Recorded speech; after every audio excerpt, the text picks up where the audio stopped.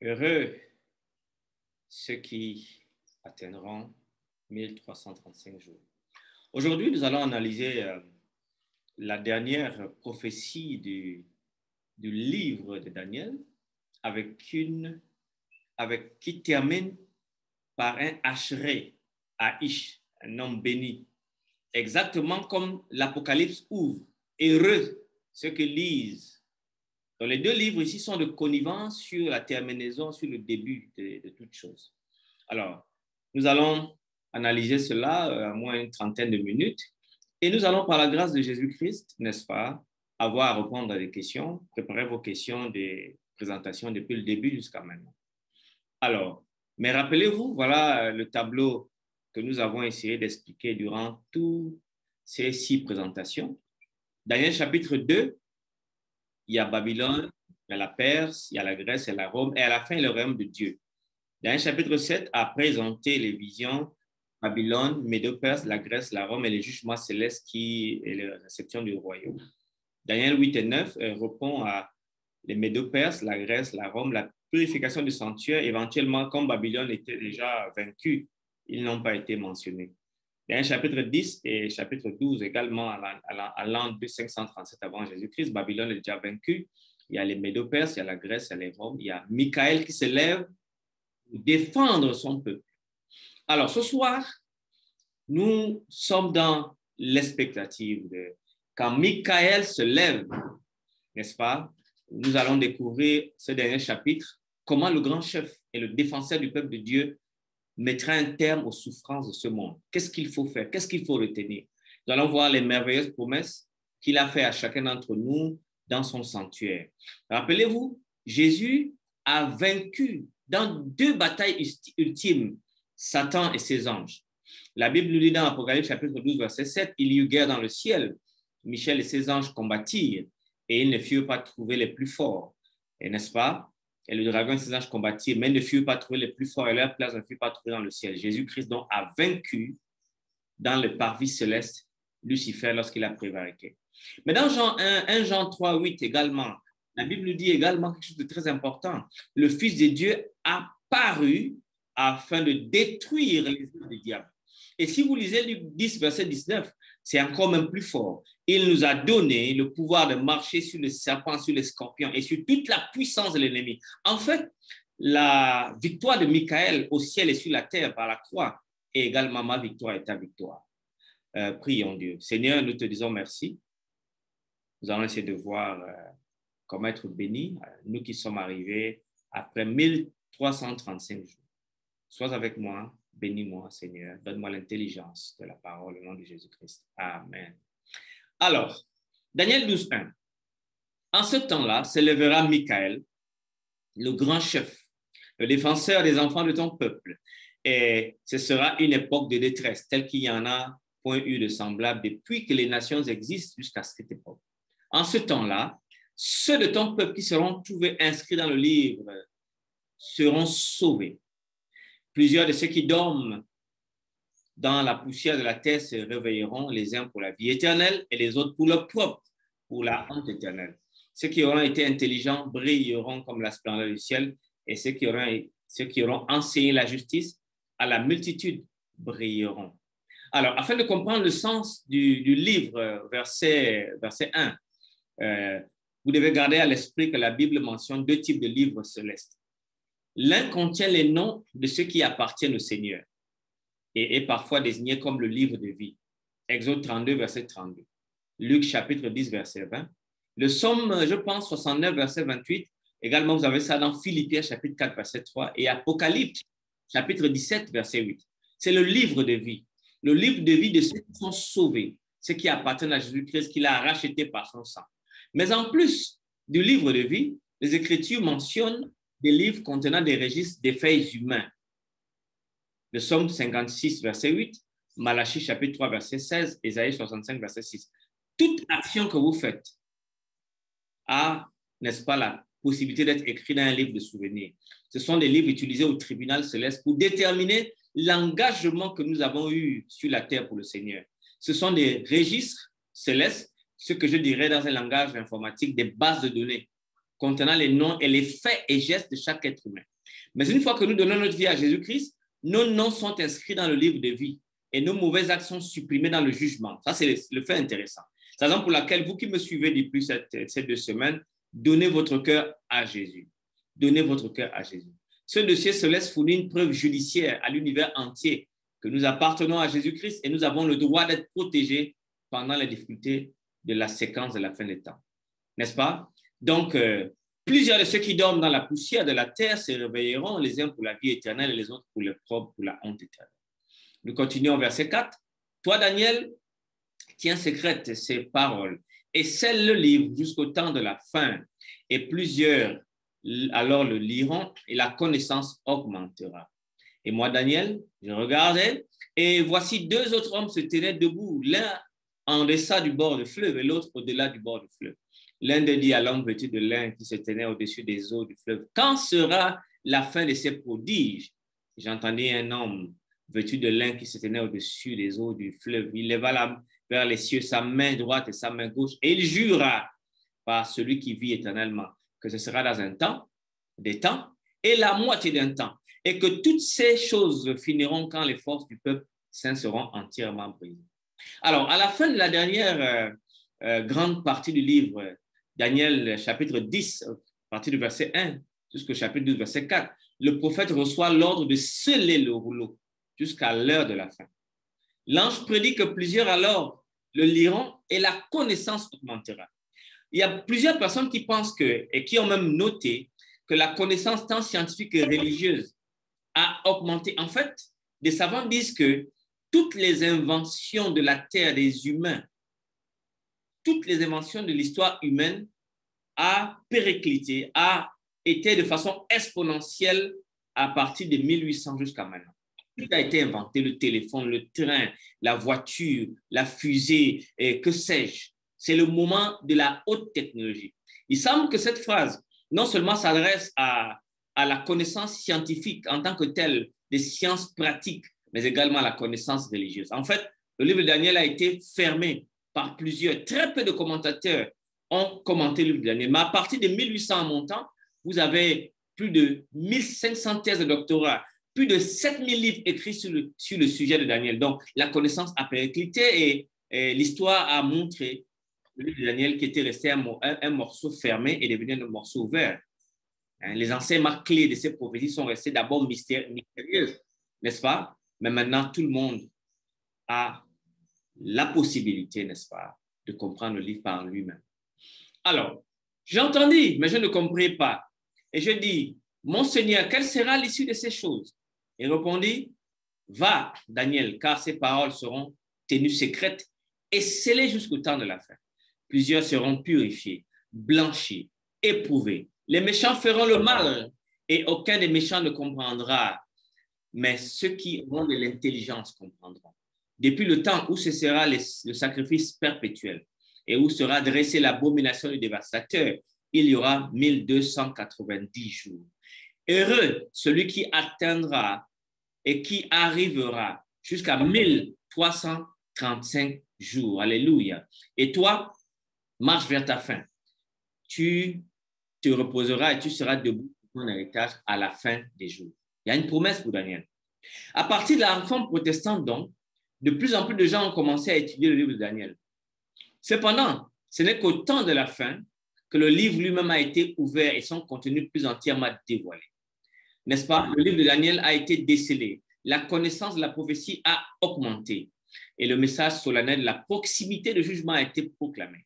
N'est-ce pas? À la fin du XVIIIe siècle, donc au début du XIXe siècle, un nouvel intérêt pour les prophéties de Daniel et d'Apocalypse s'est manifesté dans plusieurs endroits du monde, séparés les uns des autres, en Europe, en Amérique, partout. L'étude de ces prophéties a conduit à une croyance répandue que la deuxième venue de Christ était proche. De nombreux prédicateurs en Angleterre, vous avez Joseph Wolf au Moyen-Orient, Manuel Lacunza en Amérique du Sud et William Miller aux États-Unis, ainsi qu'une foule d'autres étudiants des prophéties ont déclaré sur la base de leur étude des prophéties de Daniel que la deuxième venue de Christ était imminente, sans se connaître.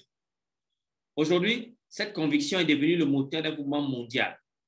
Donc, nous avons donc affaire une prophétie véritable et dont je voudrais expliquer pendant quelques temps. L'un d'eux dit à l'homme vêtu de lin, qui se tenait au-dessus des eaux du fleuve, quand sera la fin de ces prodiges? À l'annonce du temps de détresse, l'ange exprime jusqu'à la fin, verset 6 et verset 8, qui concernait la restauration rapide des Juifs, chapitre 10, verset 2. Puisque le décret de Cyrus, selon la promesse de Dieu, était déjà en vigueur. Vous avez dans Ezra, chapitre 1, verset 1, Daniel 10, verset 1. Mais tout restait en chantier. Après le récital complexe des événements futurs sous lequel notre temps de détresse est encore annoncé par le peuple de Dieu, c'était naturel, n'est-ce pas, que Daniel demande, jusqu'à quand? Jusqu'à quand ton peuple sera sauvé, recevra son accomplissement? Daniel voulait savoir. En effet, Daniel voulait aussi savoir qu'est-ce qui adviendra après ces choses, verset 8.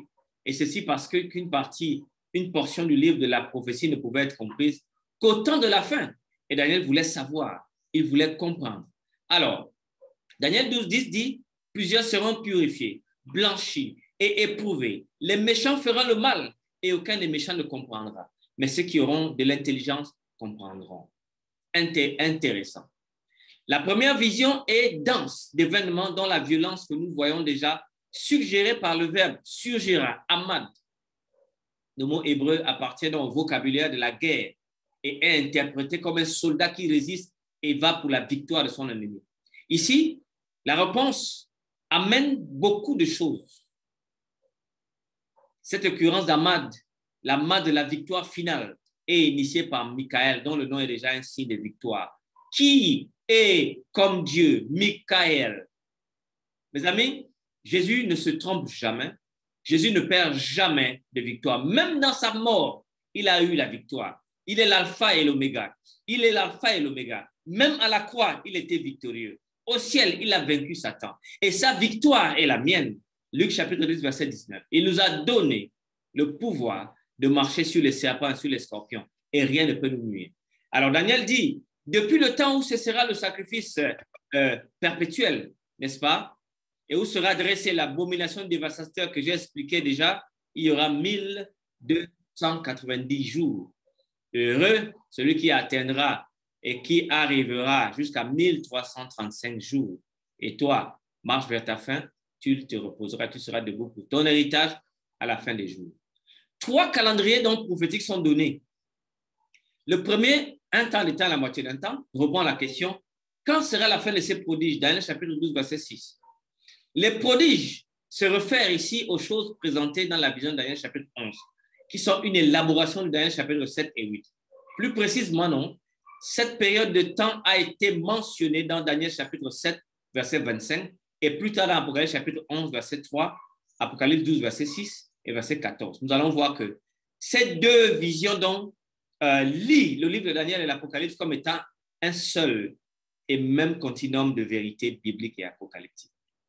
Alors, j'entendis, mais je ne compris pas. Et j'ai dit, mon Seigneur, quelle sera l'issue de ces choses? Daniel ne comprend pas. Il veut en savoir plus sur l'époque de la fin. On lui a déjà tout dit. S'il n'avait pas posé cette question, le verset 9, 10 à 12 ne serait pas venu, parce que tout était déjà là. Mais il ne comprit pas. Il veut savoir plus sur l'époque de la fin. Quel sera le résultat de tout cela? Les deux périodes suivantes couvrent approximativement la même durée. 1290 jours et 1335 jours sont liés à la première période de 1260 jours, autant pour moi. Comme les 1260 jours, les 1290 et les 1335 jours doivent être compris en termes d'années. De plus, la façon dont les 1290 jours et les 1335 jours sont liés les place dans la même perspective. La seconde prolonge la première. La seconde prolonge la première. À partir du moment où le sacrifice quotidien est aboli et l'abomination qui cause la désolation est érigée, il y aura 1290 jours. Heureux celui qui atteint la fin des 1335 jours. Donc, vous comprenez avec moi que les 1290 jours, les 1335 jours ont un même point de départ, mais 1335 juste continue la première prophétie. Alors, voici un peu sur le plan prophétique ce que je veux dire. Daniel 7, 25 parle d'un temps, des temps et la moitié d'un temps. Daniel 12, 7 parle d'un temps, des temps et la moitié d'un temps. Donc, vous voyez donc que les chapitres corroborent l'un à l'autre. Mais dans l'Apocalypse également, 12, 14, un temps, des temps et la moitié d'un temps. Relis dans le livre de l'Apocalypse au livre de Daniel. Voilà pourquoi il faut continuer de suivre la semaine prochaine avec le pasteur Frédéric Saminadin. Apocalypse 12, verset 2 parle de 42 mois. Apocalypse 11, verset 3 parle de 1260 jours. Apocalypse 12, verset 6 parle de 1260 jours. Et Apocalypse 13, verset 5 parle de 42 mois. C'est la même chose. Toutes ces périodes-là. Un temps, c'est une année. 2 temps, c'est 2 ans. La moitié d'un temps, c'est une demi-année. Ça fait donc 3 ans et demi. Ce qui veut dire 42 mois, 1260 jours. Nous parlons de la même période de temps, dite dans des symboles mathématiques différents. Alors, dans Ézéchiel 4, 6, pendant 40 jours, je t'impose un jour pour chaque année. Nous donnons donc le leitmotiv. La preuve biblique qu'une année peut être prophétiquement, sur les prophéties apocalyptiques seulement, être comptée comme des jours années. Alors donc, les deux périodes 1290 et 1335 jours répondent à une question: quelle sera la fin? Alors, laissez-moi vous imaginer ça de manière très simple. Voyez-vous, voilà un peu le schéma prophétique. Les 2300 soirs et matins de Daniel chapitre 8, verset 14, ont commencé, comme je l'ai expliqué, par le décret d'Artaxerxès que nous avons dans Daniel chapitre 9, verset 25. Et vous avez cela dans Esdras chapitre 6, verset 14 et Daniel 8, verset 15. 457 avant Jésus. Donc, il y a 7 semaines et 62 semaines que Daniel chapitre 9, verset 26 nous donne, qui aboutissent à l'année 31, qui signifie la mort du Messie au milieu de la semaine. C'est très important. Mais cette 457 avant Jésus, donc, lorsque nous avons dans cette longue période de 2300 soirs et matins, nous amène à 1844, comme nous avons vu également. Maintenant, l'abomination désolataire. Les prophéties nous présentent une succession d'événements qui aboutissent à l'inauguration du juge. Mais c'est surtout, n'est-ce pas, mes amis, le cas du livre de Daniel. Mais ce prophète reçoit l'ordre de tenir les choses sur les mains. Écoutez très bien. Il faut l'installation du pouvoir ecclésial qui a eu ses bases politiques, mais également des bases religieuses. L'Église est devenue le représentant de Dieu sur terre, comme nous avons vu. Et elle a pris donc le sacrifice perpétuel de Jésus-Christ, de pardonner les péchés par n'est-ce pas ce qu'on a vu, les indulgences. Cela se passait lorsque Clovis donna donc ses prérogatives, la victoire de Clovis en 508. L'Église, en 538, donc, est délivrée de tous ses ennemis barbares qui lui faisaient ombrage. Elle est devenue la puissance la plus persécutrice de l'histoire religieuse. L'Église a les mains libres pour, n'est-ce pas, commencer à exercer manifestement son pouvoir absolu d'usurpation de Dieu. Elle avait le droit de vie et de mort durant cette période, en 538. Donc, nous sommes là en 508, les 1335 années de Daniel et les 1290 années de Daniel sont là, ont terminé en 1798, lorsque la fin du pouvoir d'oppression de l'Église a pris fin. Elle ne pouvait plus oppresser. Là, vous vous rappelez, lorsque le général Berthier a arrêté le pape et l'a amené mourir en France. Donc voilà ce qui se passe. L'établissement donc du règne de Dieu vient après 1844, qui vient juste après la période de 1335 jours. Alors, si les 1290 jours et les 1335 jours ont le même point de départ lorsque le sacrifice quotidien est aboli, la première période se terminerait donc après les 1290 jours, tandis que l'autre continuerait jusqu'à l'achèvement des 1335 jours. La destination finale est alors 1335 jours. La dernière période mentionnée dans le livre de Daniel, elle intervient en réponse à la question: combien de temps? Combien de temps au verset 6 et au verset 8? Nous nous souvenons de cette question, n'est-ce pas, du chapitre 8, Daniel 8, et également de Daniel 12, verset 6 et verset 8. Les mêmes mots hébreux, atmatai, until when, combien de temps, apparaissent dans le même contexte des choses étonnantes. Pelahaut, hébreu, Daniel 8, verset 13 et verset 24. Et le dialogue entre les deux êtres célestes au verset 13 et chapitre 12, verset 6. Enfin, L'être qui pose la question n'est autre que le grand prêtre officiant le jour du Yom Kippour, Jésus-Christ, Michael, l'un des thèmes clés du chapitre 8. En effet, les deux visions parlent du même événement. Les 1335 jours et les 2300 soirs et matins répondent à la même question. At Matei, combien de temps? Until when?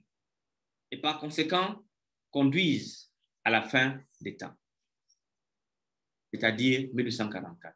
Lorsque la Bible dit « heureux ceux qui atteindront 1335 jours », cela veut simplement dire après 1844, le Seigneur, le Sauveur, le Roi, l'Alpha et l'Oméga, le Dieu des dieux, le puissant, pourrait revenir. Alors à partir de ce moment, chaque être humain sur la terre qui a donné sa vie à Jésus-Christ aura le privilège de voir Jésus-Christ venir dans les nuées des cieux. C'est la raison pour laquelle le texte nous dit donc heureux. Très intéressant. Heureux. Daniel, chapitre 12. Tellement intéressant. J'entendais un homme vêtu de lin qui se au-dessus de verset. Laissez-moi vous lire cela en hébreu. Il dit au verset 12. Verset 12 dit Ashrei Ham Haka Vaïgar le Malim Aleph Shalom Merchot Sheloshim Amisha. Béni, Ashrei, Ashrei, béni, blessed. Oh, et nous nous sentons bénis. En fait, ici, c'est une attente. Le texte dit béni ceux qui attendent et ceux qui toucheront les 1335 jours. Mais nous sommes là. Nous sommes bénis, nous sommes assurés.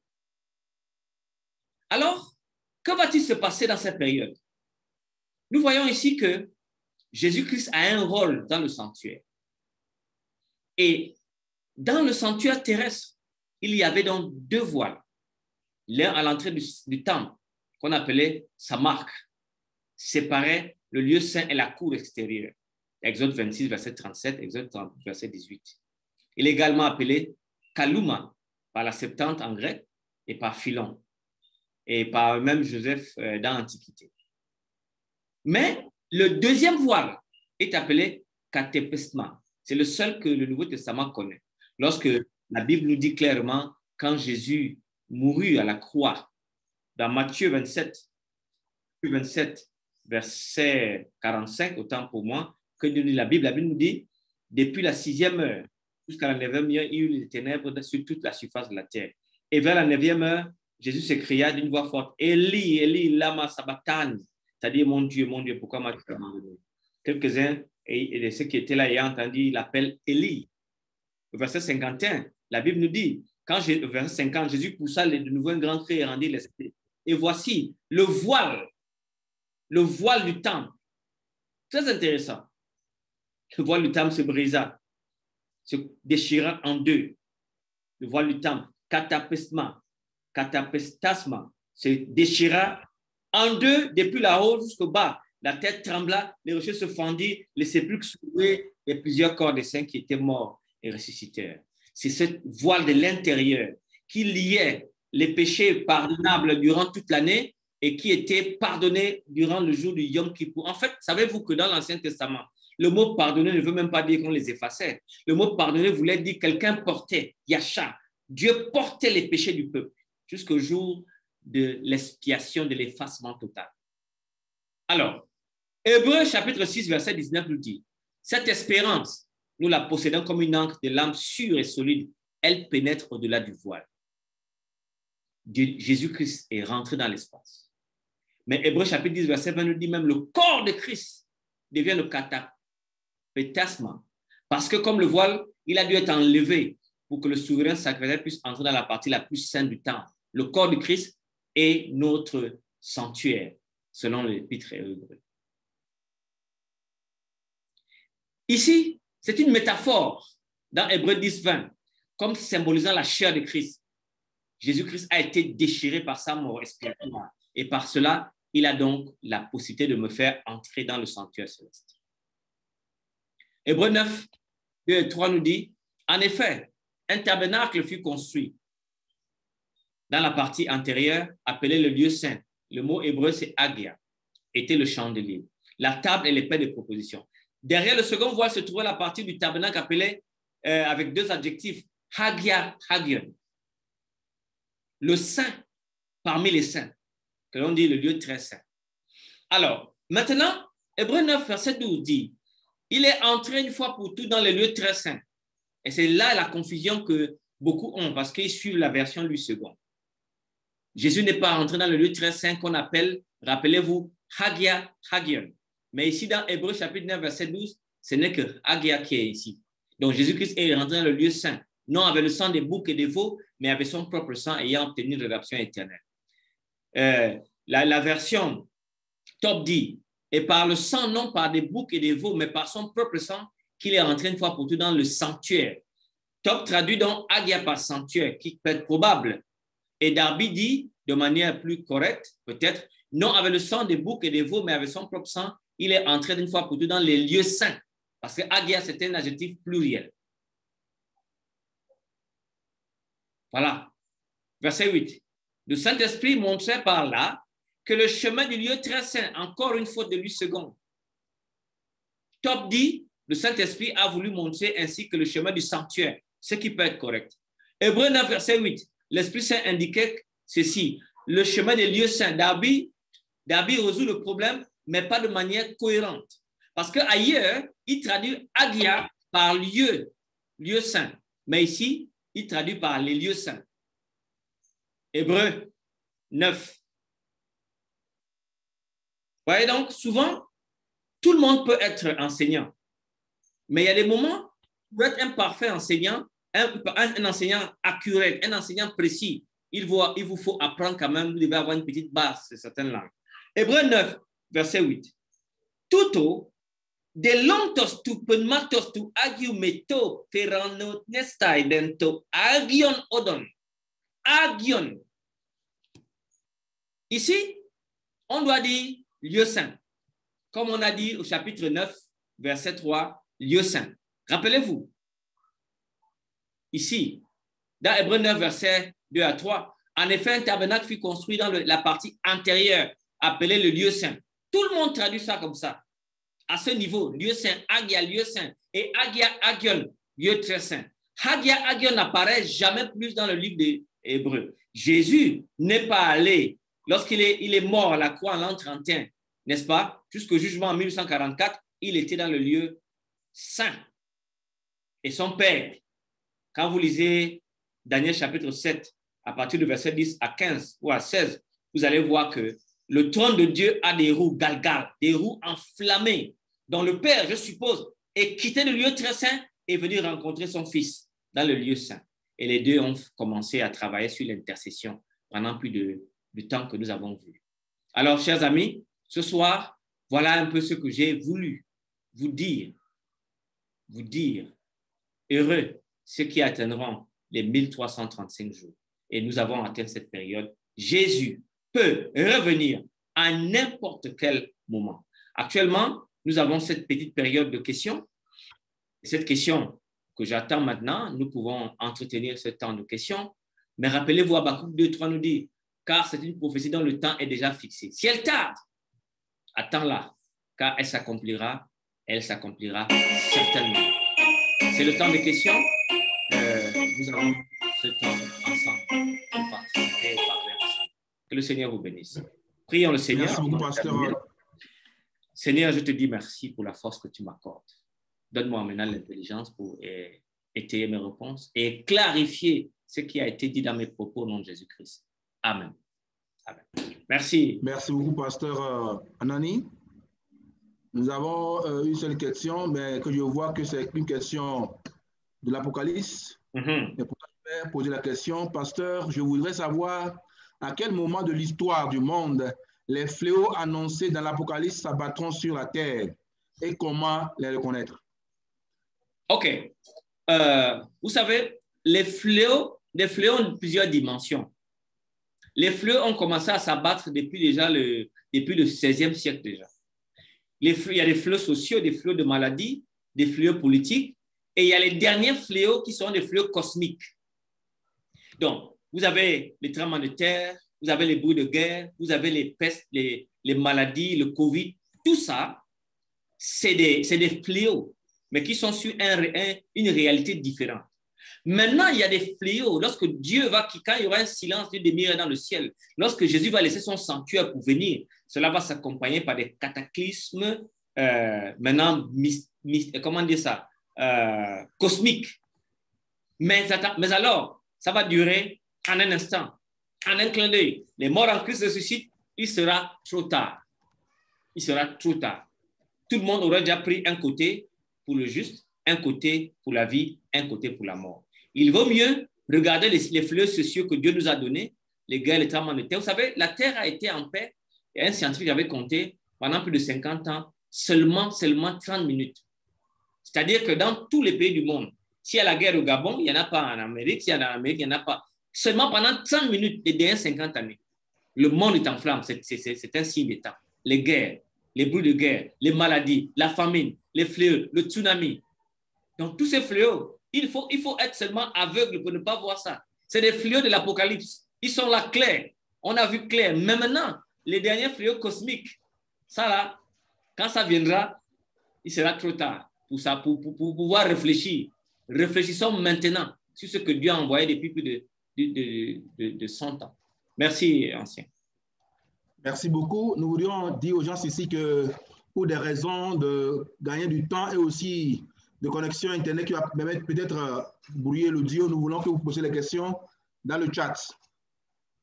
Posez vos questions dans le chat et là, le pasteur Anani va vous répondre au lieu que vous demandez à poser des questions directement parce que cela peut amener à perdre beaucoup de temps à cause de petits couacs dans l'Internet.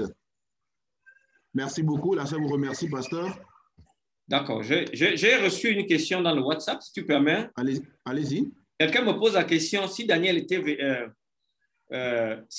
végétarien ou pas.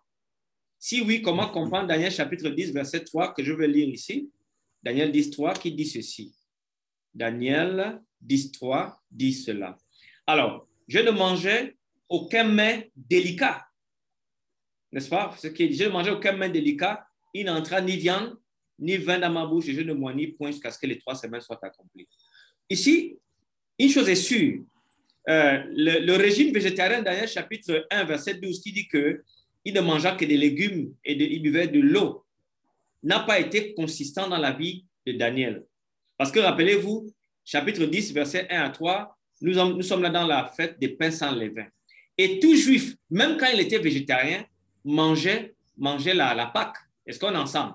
Donc, il mangeait la Pâque. Donc, leur végétarisme n'était pas aussi strict que nous le pensons. C'est-à-dire que leur végétarisme, c'était que dans leur diet, comment on dit, dans leur régime alimentaire, ils consommaient plus de légumes qu'ils ne consommaient du poisson et de la viande. Donc, mais maintenant, certains peuvent avoir un problème avec ce texte. Donc, Daniel n'était pas aussi strictement végétarien comme on le pense. Ici, il n'a pas mangé de la nourriture délicate. On appelle ça delicacy en anglais. Des nourritures avec beaucoup d'huile. Et il mangeait vraiment léger pendant les 3 semaines. Donc, voilà ce que je peux répondre à cette question. Merci beaucoup. Il y a une question dans le chat. La personne demande, bonsoir pasteur. Alors, comment se préparer pour le retour de Christ, à voir cet événement que nous vivons maintenant? Mes amis, le seul secret, c'est de vivre tous les jours comme si Jésus revenait demain matin. Tous les jours, vivez comme s'il revenait demain matin. Si vous avez fait des fautes, s'il vous plaît, parlez avec Dieu. Repentez-vous, dites-lui Seigneur. Si vous êtes faible, allez comme le publicain, n'est-ce pas, au temple. Levez-vous en prière et frappez-vous la poitrine. Dites Seigneur, je ne suis même pas digne de lever ma face. Et le Seigneur vous pardonne. Vivez tous les jours. Servez le Seigneur. Faites ce qui est juste. Rappelez-vous, tout à l'heure, on a vu Daniel. Celui qui est juste pratique la justice et enseigne la justice à d'autres. Donc, quand vous êtes dans l'activité comme ça, rappelez-vous, le texte dit, celui qui ramène une âme des ténèbres à l'admirable lumière, Dieu pardonne un grand nombre de ses péchés. Donc, il y a les péchés personnels que vous demanderez n'est-ce pas, dans vos confessions, mais également les grâces que Dieu donne juste parce qu'il veut récompenser votre activité. On ne peut pas être sauvé, mais ne pas sauver d'autres. Ça n'a pas de sens. Un chrétien qui est inactif n'est pas utile pour le royaume de Dieu. Dieu vous a sauvé pour permettre que d'autres personnes puissent être sauvées. Donc, la meilleure préparation possible, c'est d'être dans l'activité du royaume de Dieu. Juste faites ça. Vivez tous les jours comme Jésus revenait demain matin. Et même si vous êtes un homme, une personne qui va tomber, l'Éternel vous relèvera chaque fois et vous amènera à une vie parfaite. Au nom de Jésus-Christ. Amen. Amen. Amen. Merci beaucoup.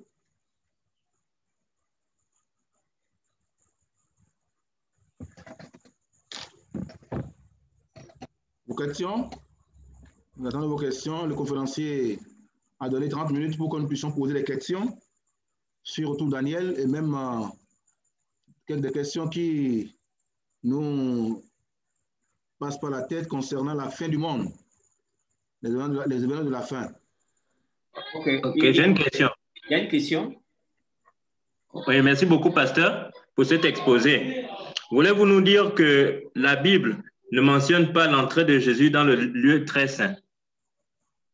C'est ça que j'ai expliqué dans la partie de Hébreux chapitre 9. Comme je vous ai dit dans Hébreux chapitre 9, les deux compartiments sont appelés, le premier compartiment est appelé Agia. Le sanctuaire lui-même est appelé aussi Agia. C'est-à-dire qu'on pouvait dire les sanctuaires, c'était un adjectif pluriel, masculin. Donc, on appelait ça Agia. Donc, on appelait le sanctuaire littéralement les sanctuaires parce qu'il était compris qu'il y avait la cour, il y avait le lieu saint, il y avait le lieu très saint. Donc, quand on dit les sanctuaires, mais que nous traduisons par sanctuaire. Maintenant, pour précisément dire la première place et la deuxième place du sanctuaire, Hébreux chapitre 9, verset 2 à 3 dit la première pièce s'appelait Hagia, adjectif masculin pluriel. Et il appelait maintenant la deuxième pièce, c'est-à-dire que le lieu très saint par Hagia ton Hagion, le lieu très saint ou le saint des saints. C'est comme ça que Hébreux définit les deux pièces du sanctuaire. Maintenant, Jésus-Christ, quand Jésus rentre dans chapitre 10, il rentre dans le lieu saint ou le sanctuaire. Le texte utilise Hagia pour dire Jésus, soit vous traduisez comme Tom. Jésus rentre dans le sanctuaire et il n'y a pas de problème. Mais si vous voulez traduire en fonction des lieux, vous ne pouvez pas traduire Hagia par lieu très saint. Ce sera une interprétation qui ne se trouve pas dans le texte. Donc, si on veut être cohérent avec le texte du chapitre 9, versets 1 à 2 à 3, on devait traduire Jésus est rentré dans les lieux saints. Point barre. Donc, Jésus n'est pas rentré dans le lieu très saint après la mort en 31. Il est allé au ciel et il est resté pendant une période dans la première partie du sanctuaire, puisque dans le livre d'Hébreux, Hagia ton Hagion n'apparaît plus jamais dans le livre d'Hébreux. Ce n'est qu'en 1844 qu'il passe du lieu saint pour aller au lieu très saint pour faire maintenant le Yom Kippour. Et de là, rappelez-vous, quand Dieu avait pardonné tous les péchés faits autour de l'année, maintenant le prêtre pouvait sortir et dire au peuple, vous avez été pardonné. Donc c'est à cette période que nous attendons. Donc je répète, Jésus n'est pas rentré dans le lieu très saint. Merci. Merci, pasteur. Nous avons une question ici. Par rapport au temps de la fin et la prophétie des 1335 jours, années, comment devrions-nous apprécier la période de temps entre 1844 et 2021 et la fin des temps? Je reprends. Par rapport au temps de la fin et la prophétie des 1335 jours, années, comment devrions-nous apprécier la période de temps entre 1844 et 2021 et les temps de la fin? Ok, est-ce que Jésus tarde vraiment à venir? Voilà, écoutez.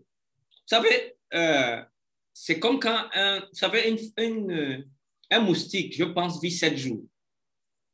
Il vit 7 jours. Il y a des animaux qui vivent 1 mois, d'autres qui vivent même 3 heures. Des insectes, excusez-moi. Alors, en termes de continuum de temps, on doit faire très attention. 1 jour pour Dieu équivaut à nos 1000 ans. C'est d'abord le principe biblique. Donc, le temps que vous dites qui est long, c'est long pour nous, parce que Dieu a limité notre existence à 80 ans, les plus robustes un peu plus loin. Alors, et il y a 2 choses que vous devez comprendre également, c'est que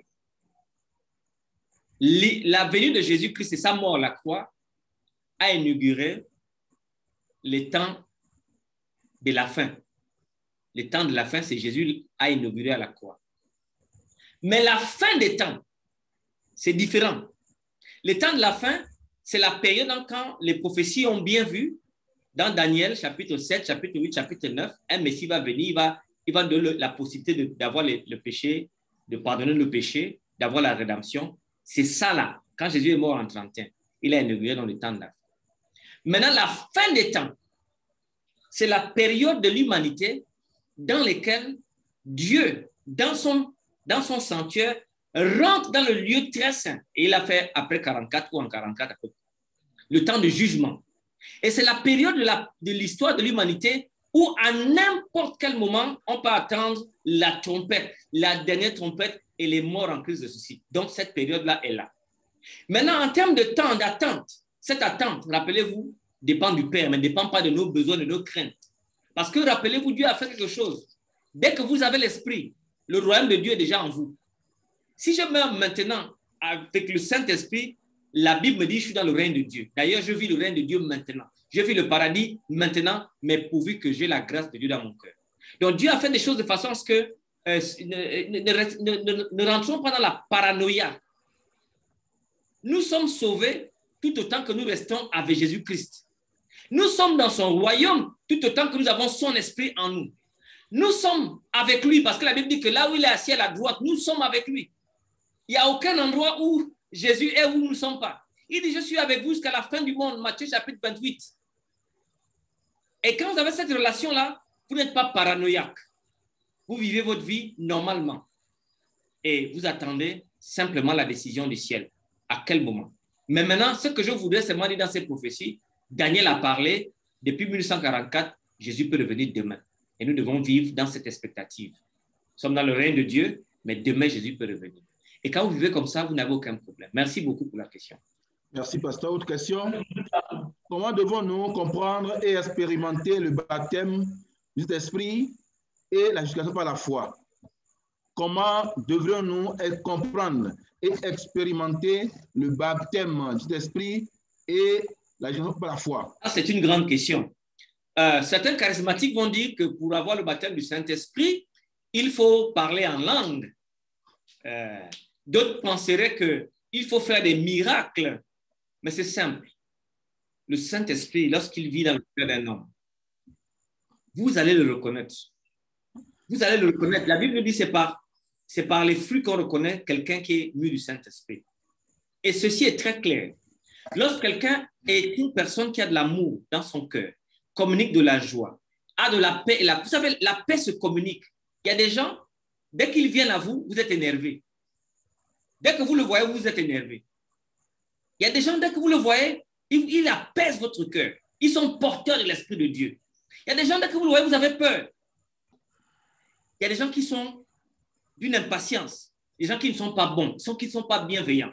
Donc, être rempli du Saint-Esprit, le baptême du Saint-Esprit, c'est une action unique dans la vie. Mais les frères charismatiques disent que c'est une action continuelle. Non, non, non. Il y a en fait deux baptêmes. Il y a le baptême qui nous scelle pour le jour de la rédemption. Il y a le baptême que nous avons lorsque nous travaillons pour Dieu. Et les verbes sont différents. Il y a le baptême de caractère, c'est-à-dire que la Bible dit choisissez parmi vous des hommes pleins d'esprit. C'est un baptême de caractère. C'est-à-dire quand on dit il faut choisir, vous savez, l'Église a mis Dieu a mis ses règles, mais nous avons créé nos règles. Dieu nous dit, lorsqu'on cherche un ancien, regardons quelqu'un qui est rempli du Saint-Esprit. Mais nous, on a d'autres caractères. Il faut qu'il ait un bon salaire, il faut qu'il soit un grand, on fait de lui ancien. Mais Dieu a voulu que quelqu'un soit marié d'une femme qui dirige bien sa maison et qui soit plein d'esprit de Dieu. Donc, ce baptême de caractère démontre quelqu'un qui est formaté par Dieu et qui est façonné par lui et qui a les caractères de l'esprit, l'amour, la joie, la paix, la patience, la bonté, la bienveillance, la douceur, la maîtrise de soi. Si vous prenez un ancien qui n'a pas ces qualités, vous faites rentrer un ennemi de Dieu dans la maison de Dieu. C'est nous qui le faisons. Maintenant, justification par la foi, c'est quoi? Être justifié par la foi, c'est-à-dire que l'effort que Patrick fait, c'est de croire. Et l'effort que Dieu fait, c'est d'avoir envoyé son fils qui mourit à la croix et qui paye le prix de ma faute. Et en ce moment donné, il y a deux actions. L'action de la terre, des terrestres, des gens comme nous et vous et moi, tous les pécheurs, c'est de croire que Jésus-Christ est mort pour moi. Et l'action de Dieu, c'est historiquement d'avoir envoyé son Fils pour payer le prix de nos péchés. Et c'est ça, être justifié par la foi. Et cette justification par la foi n'est pas une vie oisive. Parce que Éphésiens chapitre 2, verset 8 à 12 dit que nous avons été sauvés par la foi, par le moyen de la rédemption. Et ce n'est pas, personne ne doit se glorifier, dit le texte, mais il dit, nous avons été créés pour des bonnes œuvres afin que nous les pratiquions. Donc la justification par la foi n'est pas une justification par les œuvres, mais elle n'est pas également une négation des œuvres. En réalité, qu'est-ce que je peux dire? Aucune personne ne sera justifiée sans la foi, mais aucune personne, il y a beaucoup de personnes qui vont être perdues par la désobéissance. Et là, on est dans les justes milieux. Merci beaucoup pour cette question. Merci, pasteur. Autre question. Quel est l'intérêt pour nous aujourd'hui d'étudier le livre de Daniel? Ouais, ça, c'est une très grande question, pasteur Tony. C'est une question tellement cohérente. Parce qu'en réalité, vous savez, si vous êtes dans le bleu, vous n'allez pas comprendre ce qui se passe. Il y a des gens, par exemple, qui ont créé, actuellement à Libreville, nous y parlons, dans l'Afrique centrale, il y a tellement de prophètes, il y a même des docteurs en prophétie. Les gars, là, vous prophétisent tout et n'importe quoi.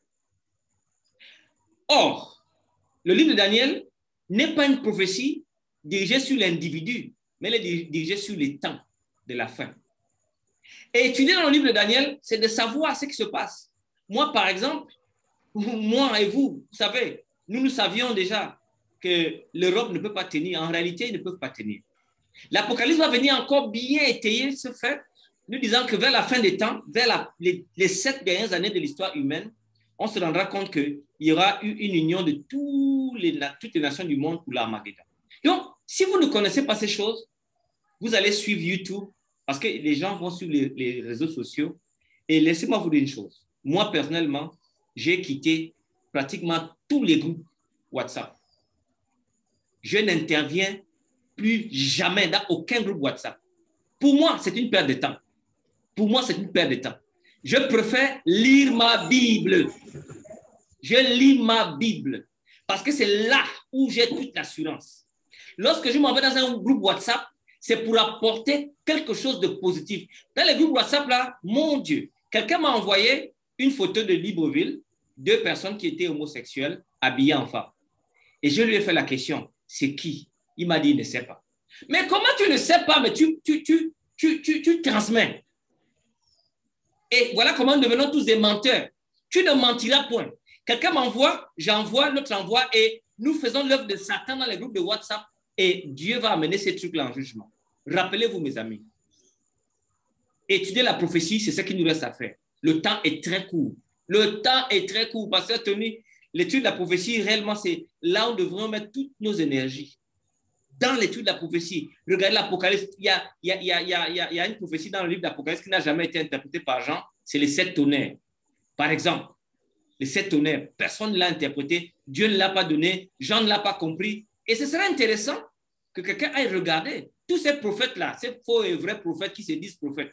Allez nous sortir l'explication de 7 tonnerres et on saura qui vous êtes. Voilà, donc vraiment, c'est une très belle question. Autre question, quels sont les événements liés à la fin des temps? C'est vraiment l'âge. Écoutez, nous avons expliqué ça.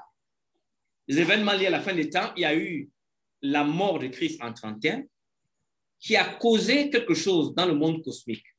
Jésus a rejeté son peuple par sa mort et a entré notre peuple, les païens que nous sommes, par sa mort. Qu'est-ce qui s'est passé?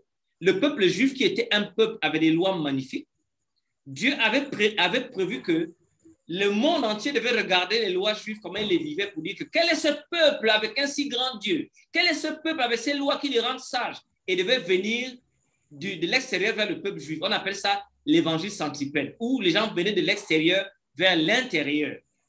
Maintenant, avec la mort de Jésus, l'évangile est maintenant devenu différent. On part de l'intérieur vers l'extérieur. Allez par tout le monde entier et faites toutes les nations des disciples de Christ. Alors, ça, c'est le premier événement. Deuxième événement, il y avait une force politico-religieuse qui devait apparaître, qu'on appelle l'homme de péché, qui va s'asseoir dans l'église de Dieu et s'appelait lui-même Dieu. Il faut suivez mon regard. Cette force politico-religieuse est une force qui aurait en même temps les pouvoirs temporels et des pouvoirs ecclésiastiques. Elle devait s'immiscer persécuté le peuple des siens, se proclamait Dieu, blasphémé pendant plus de 1260 années. Donc, cela aussi a été fait. Et après ça, elle va perdre son pouvoir. Après ça, Jésus-Christ maintenant va passer du lieu saint au lieu très saint et puis va demander le pardon, l'expiation totale pour toutes les fautes de l'humanité depuis Adam jusque maintenant. Chaque nom devrait être appelé à cause des livres que nous avons vus. On va appeler, pardonner, on ne pardonne pas de celui-ci, ainsi de suite. Quand ce sera fini, Dieu va dire, c'en est fait. Il y aura un silence d'une demi-heure dans le ciel et puis Dieu va revenir. Voilà donc les événements. Et ça, c'est des événements bibliques. Vous voyez ici, je ne m'occupe pas de savoir que WW, c'est la marque de la bête. Je ne m'occupe pas de savoir que Trump est la marque de la bête. Si vous regardez ça, vous allez être trompé. Si vous suivez CNN, BBC, YouTube, pour savoir les temps de la fin, vous n'allez jamais bien voir ce qui se passe. Vous avez vu? Je suis resté dans la Bible. Ce n'est pas le journal qui m'a donné mon interprétation. Je suis dans la Bible sainte. Et je suis dans la sécurité. Parce que la Bible me dit dans le psaume 115, verset 119, ta parole est une lampe à mes pieds, une lumière sur mon sentier. Ne regardez aucun YouTube, ne regardez aucun média des réseaux sociaux. Regardez la Bible. La Bible est claire. Dieu nous a donné tous les détails pour savoir ce qui s'est passé. Et vous ne serez jamais trompés. Mais alors, attention. Attention.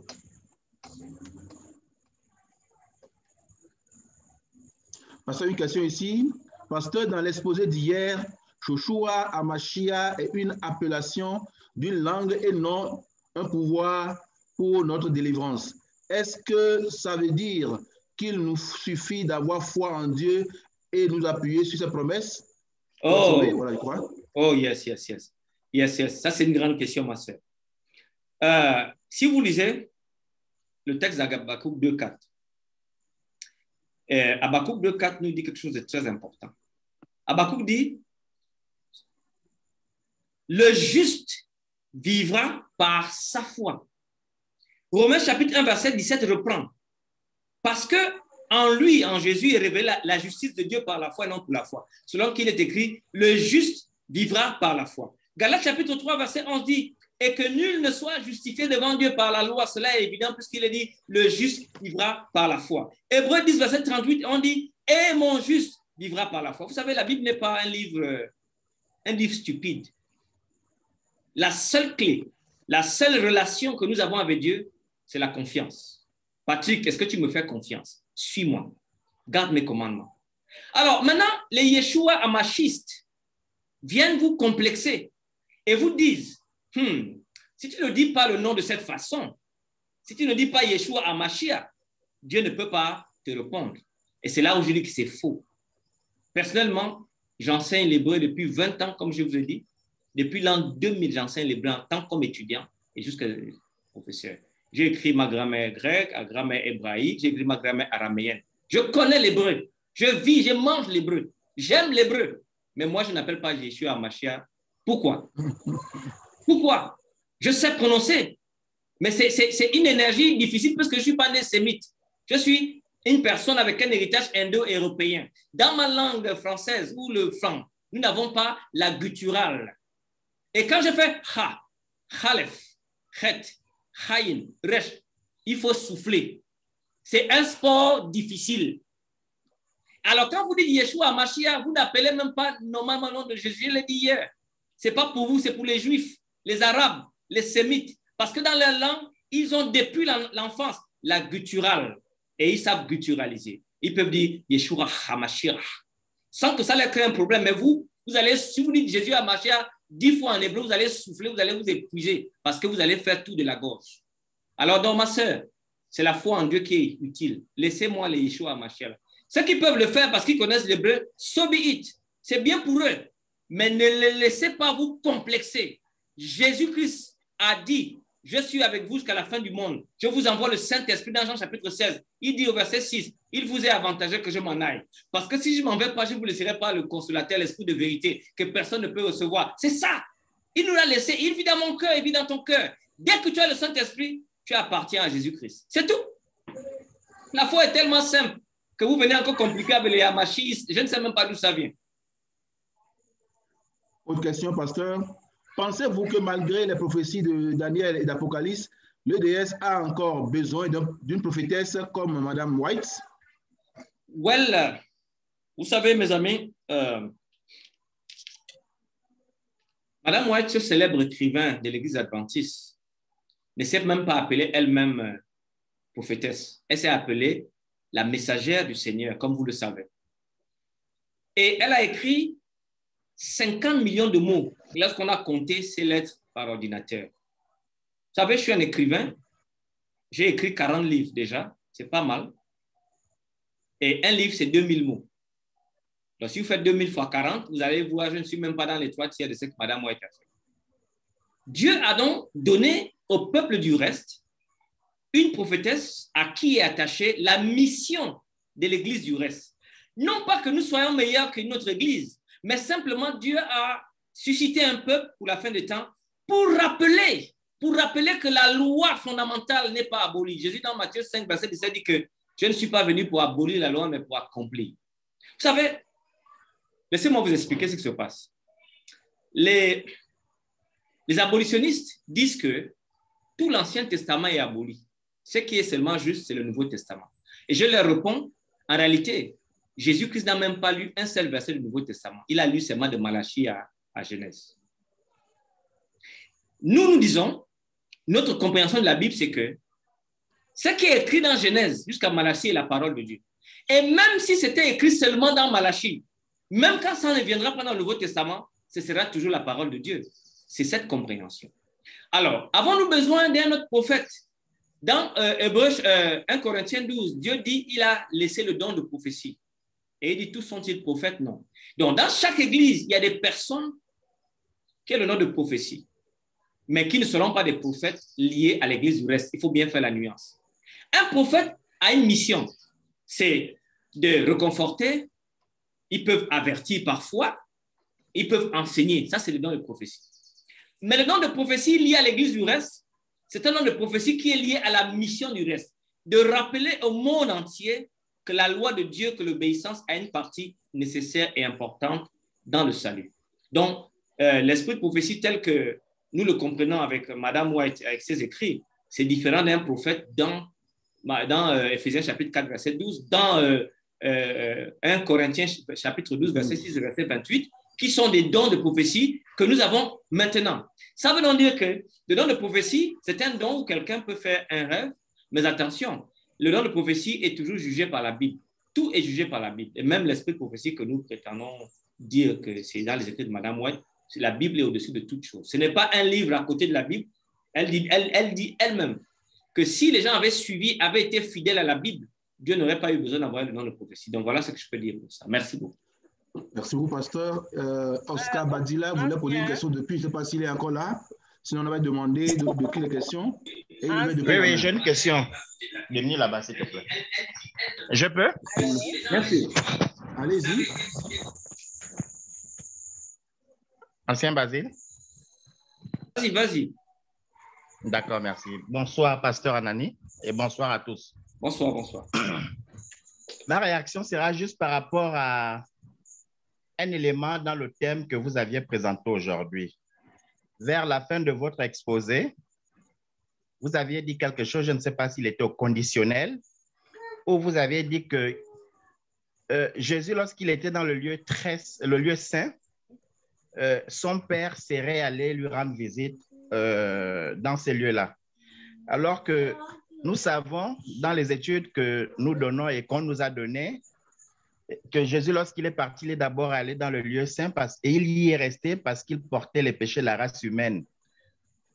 Maintenant, si nous devons penser que son père serait allé lui rendre visite dans ces lieux-là, c'est comme s'il n'y avait pas de différence. C'est comme s'il souillait toujours la présence de son père, alors que Dieu ne siège pas là où il y a le péché.